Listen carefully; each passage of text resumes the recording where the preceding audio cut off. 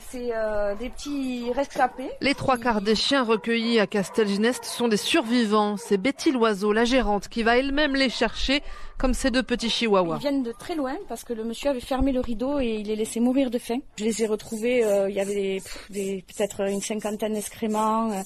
Ils étaient squelettiques. Maltraités, négligés ou jetés comme un jouet usagé. Alors ici vous avez la partie chatterie. Betty a tout monté il y a 24 ans, aidée par la mairie qui la salarie et finance des bâtiments.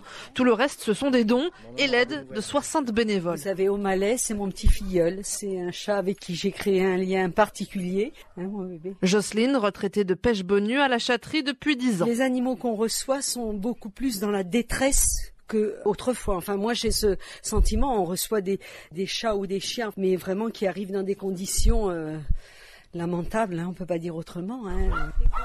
Tu as les deux staffs, là, Teddy et Sierra. Christian qui tutoie tout le monde nous amène au chenil voir les derniers arrivés. Après, tu as un box de chiens de chasse qui ont été sauvés. Sur ce box-là, tu as 2 chiens qui sortent de la SACPA. La SACPA, c'est la Grande Fourrière, à Bon Repos sur Aussonnel, près de Saint-Lys. Les chiens non pucés et non réclamés sont ensuite transférés à Castelginest ou au refuge de Ginestou à Toulouse. Ici, ni chiot ni petit chaton, placés en famille d'accueil et qui arrivent à l'appel en été, la saison des naissances. Des particuliers pour faire un peu de pognon. Ils te vendent ça sur le bon coin, 100 balles, 150 balles.